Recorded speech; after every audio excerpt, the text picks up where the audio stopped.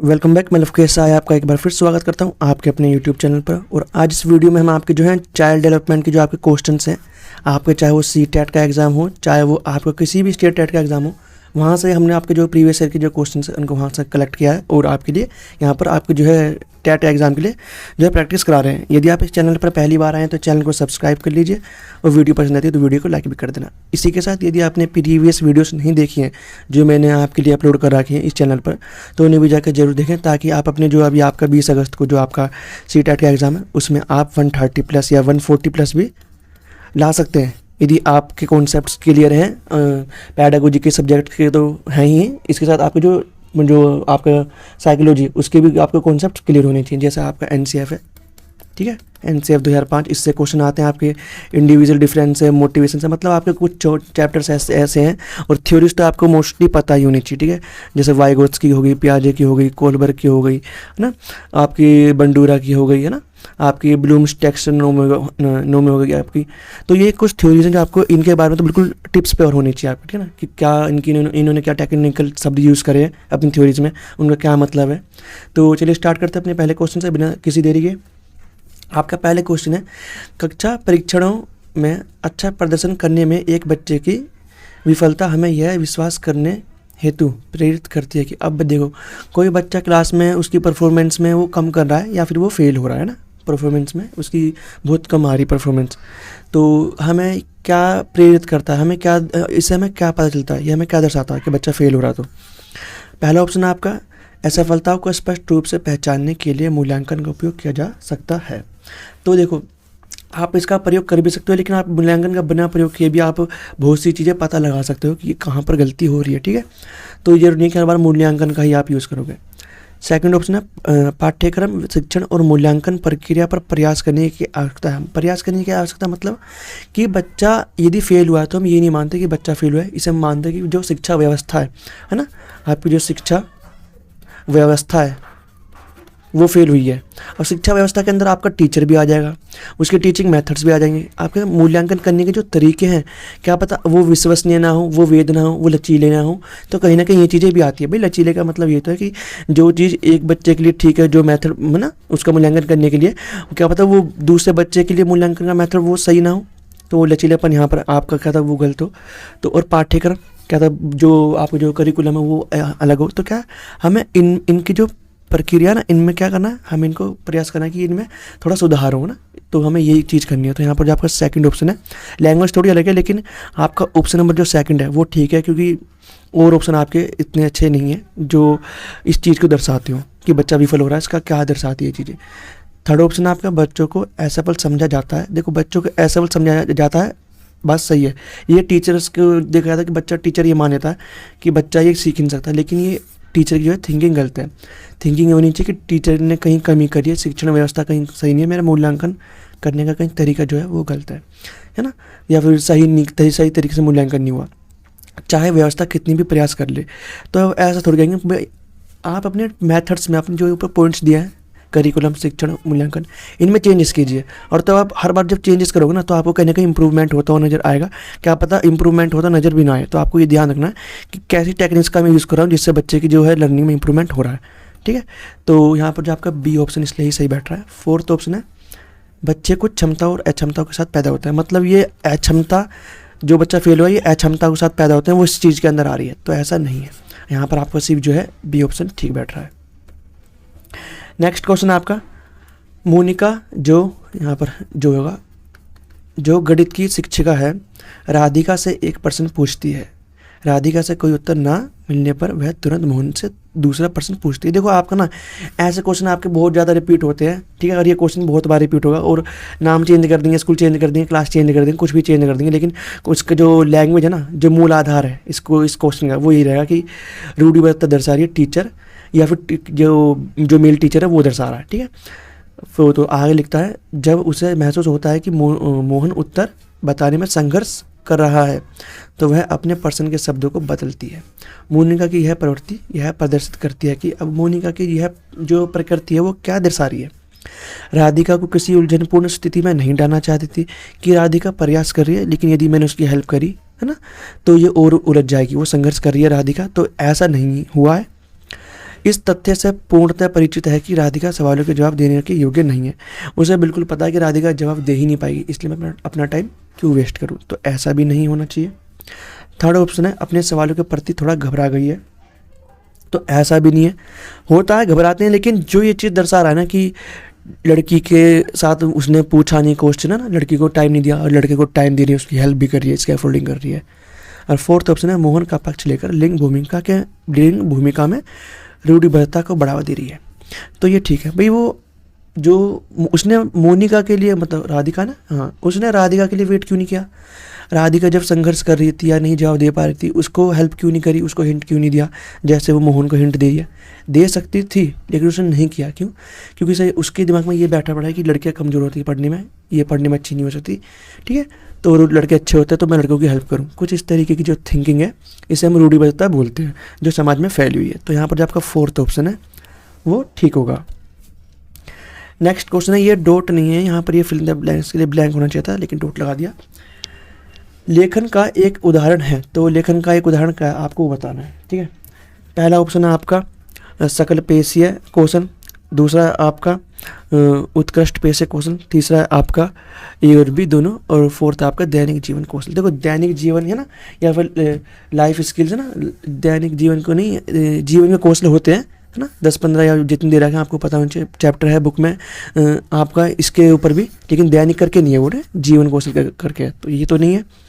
सकल पेशे कौशल नहीं है और ए और बी दोनों तो हो नहीं सकते। लेखन में अब देखो आपको ना इंग्लिश में पता होगा फाइन मोटर है ना और ग्रोस मोटर है ना, GROS, हाँ ग्रोस मोटर स्किल्स, इस तरीके से।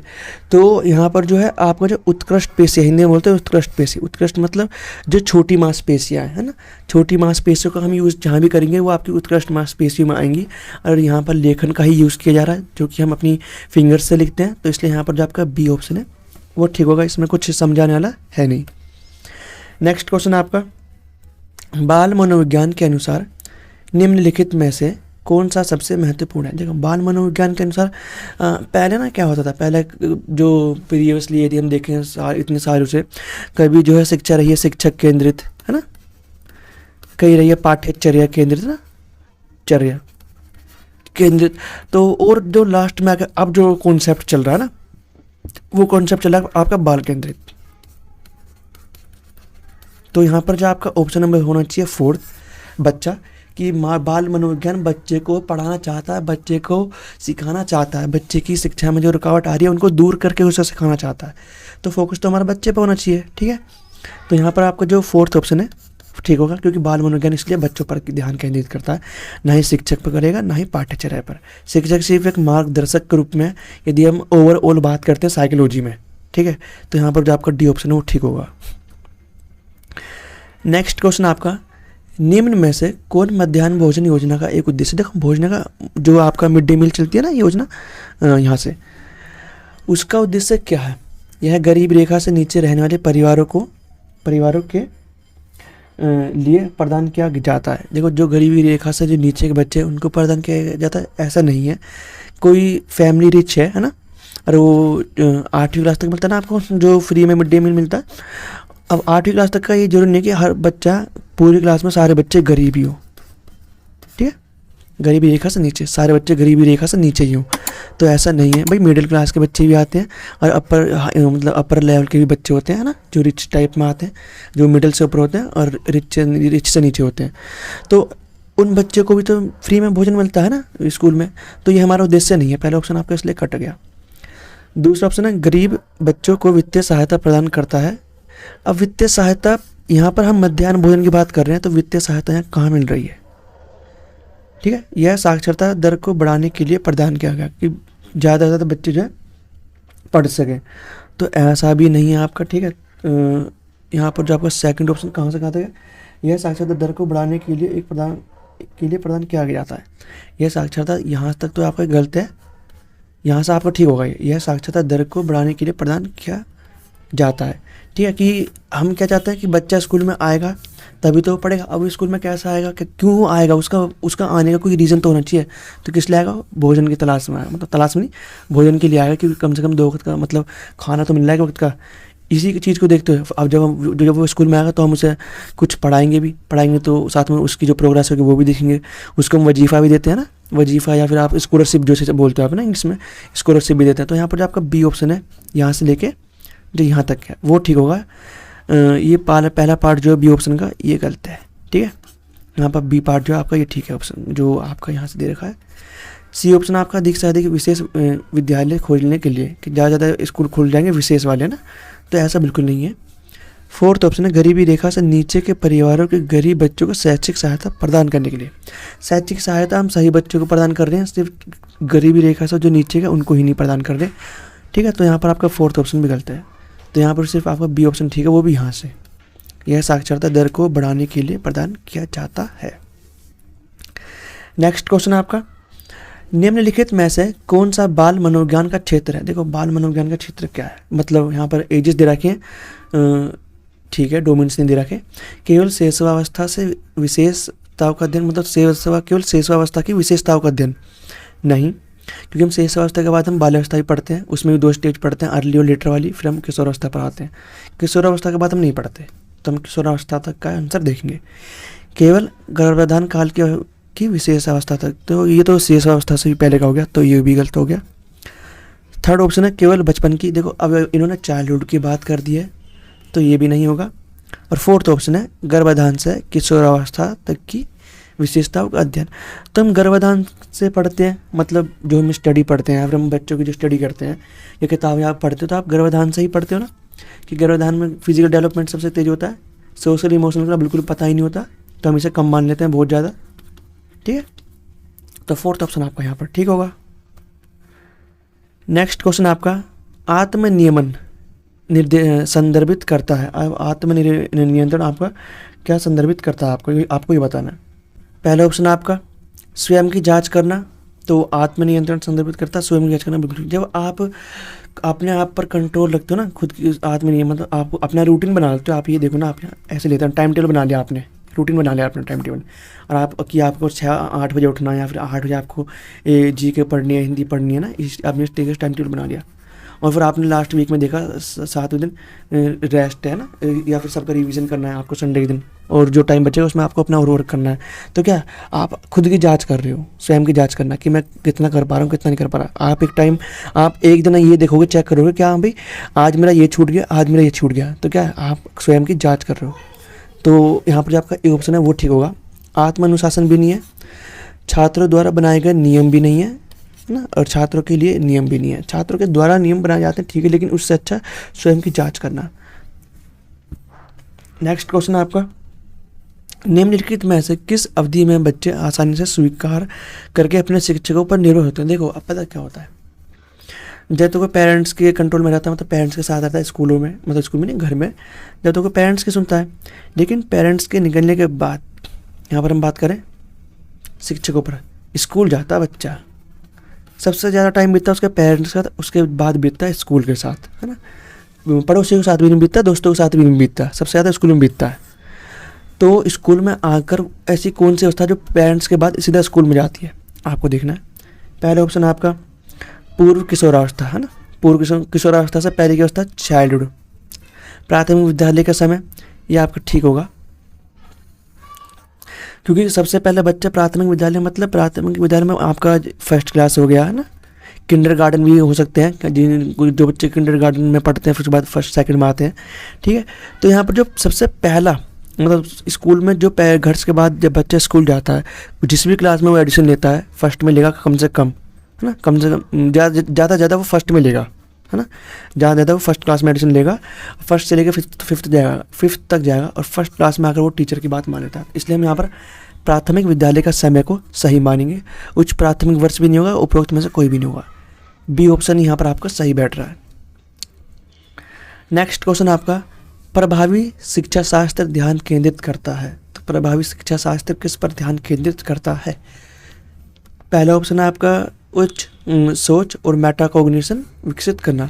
उच्च सोच मतलब हम पैडागोजी इस तरीके से पढ़ाते हैं बच्चों को ना, शिक्षा शास्त्र तो ये तो होता है आपका कि बच्चे की जो सोच है वो डेवलप हो, है ना, और उसके साथ साथ वो ये सोचे जो ये मेंटल लेवल से रिलेटेड, आपके कोग्निटिव से रिलेटेड है, उसमें उसका वो जो कोग्निटिव जो डेवलपमेंट है वो ज़्यादा हो, ठीक है, मेटाकोग्निशन। तो यहाँ पर जो आपका ए ऑप्शन है वो ठीक है। शिक्षा शास्त्र यही चीज़ ध्यान रखता है कि बच्चा किस तरीके से सीखता है, कौन से मेथड से मुझे यूज़ करने चाहिए ना, उसको कैसा एनवायरनमेंट देना है, उसको कहाँ कहाँ बाधाएँ आ रही हैं, हम शिक्षा शास्त्र के अंदर यही चीज़ कुछ देखने की कोशिश करते हैं। तो यहाँ पर आपका जो ए ऑप्शन है वो ठीक होगा और सब ऑप्शन आपके जो है गलत हो जाएंगे। नेक्स्ट क्वेश्चन है आपका, एक बच्चे को आपके स्कूल में भर्ती कराया गया है जो सांस्कृतिक दृष्टिकोण से पिछड़े परिवार पृष्ठभूमि से आता है, मतलब पिछड़ा परिवार है ना। तो आप अब आपके बाद यहाँ पर आना चाहिए था क्वेश्चन मार्क। तो आप उसे व्यावसायिक शिक्षा लेने के लिए सलाह देंगे। व्यावसायिक शिक्षा इसलिए देने की यहाँ पर बात की गई है क्योंकि जो टीचर है ना वो ये सोच रहा है कि बच्चे को ना पढ़ाई तो आती नहीं है, क्योंकि क्या है, पिछड़े परिवार का, उसके परिवार में भी किसी को नहीं आता, इसको भी बच्चे को नहीं आता। तो यहाँ पर क्या होगा, हम बच्चे को क्या करेंगे, ऐसी शिक्षा देंगे, क्योंकि पढ़ाई में तो अच्छा है नहीं, तो हम ऐसी शिक्षा देंगे जो उसे व्यवसाय कराए और उसका जो है जीवन यापन अच्छा हो। तो हम ऐसा नहीं करेंगे। दूसरा ऑप्शन है, उसे एक सामान्य वर्ग में रखेंगे लेकिन उसे विशेष शिक्षा देने के लिए विशेष व्यवस्थाएं करेंगे। ये देखो, ये पिछड़ा बालक हो, विशेष आवश्यकता बालक हो, है ना, किसी डिसेबिलिटी से ग्रस्त बालक हो, है ना, उन सभी के लिए हम ये चीज़ यूज़ करते हैं कि उसे हम सामान्य बच्चों के साथ रखेंगे। जैसे कोई व्हील चेयर वाला बच्चा है ना, जिसके पैरों में दिक्कत है, चल नहीं सकता, बिल्कुल ही ख़त्म है उसके पैर, तो हम क्या करेंगे, हम उसको सामान्य बच्चों के साथ ही पढ़ाएंगे, लेकिन उसे क्लास में सबसे आगे बैठाएंगे। फर्स्ट फ्लोर पे ही, मतलब ग्राउंड फ्लोर पे जो क्लास है हम उसमें उसको रखेंगे ताकि उसको ऊपर स्टेज पर चढ़ने में दिक्कत ना हो ना। और जो अगर फर्स्ट जो ग्राउंड फ्लोर है वो भी यदि वहाँ पर यदि सीढ़ियाँ हैं तो वहाँ पर हम जो है इस तरीके से रैंप लगा देंगे ना, ताकि वो अपने इस जो साइकिल है, जो गाड़ी है उसकी, जो गाड़ी नहीं उसकी जो व्हील चेयर है, उस पर वो आराम से उसको मूव करते ऊपर आ सके और क्लास में जो है एंटर कर सके। तो ये सब प्रावधान करेंगे। तो इसी तरीके से इस बच्चे के लिए क्या गया, जो पिछड़ा बच्चा है ना, इस पर टीचर जो है इसको सामान्य बच्चों को साथ ही रखेगा, लेकिन इसके लिए कुछ अलग से भी प्रावधान करेगा। जैसे उसके लिए चित्र दिखाना, रियल ऑब्जेक्ट दिखाना ना, छोटी मोटी फिल्म दिखा देना जो उसने पहले नहीं देखी, टॉपिक से रिलेटेड, है ना। और बच्चे तो समझ पा रहे हैं लेकिन वो समझने में बच्चा दिक्कत कर सकता है, तो उसे रियल ऑब्जेक्ट दिखाना ना। तो कुछ चीज़ें ऐसी जो टीचर है अपने टीचिंग मेथड में जो है चेंजेस करेगा उसे।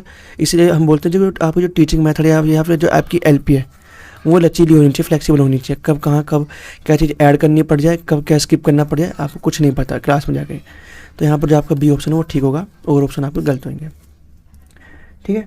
तो आज इस वीडियो में हमने आपको जो है चाइल्ड डेवलपमेंट के 10 क्वेश्चन करें। आई होप कि आपको जो है वीडियोस पसंद आ रही होंगी।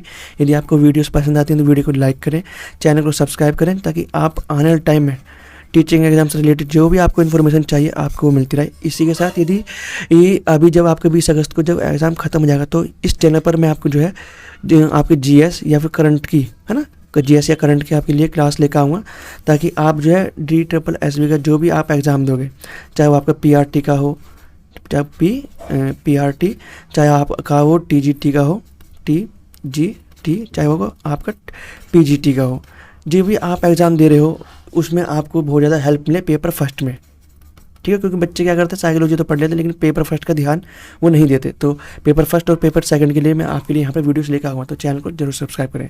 तो चलिए मिलते हैं नेक्स्ट वीडियो में।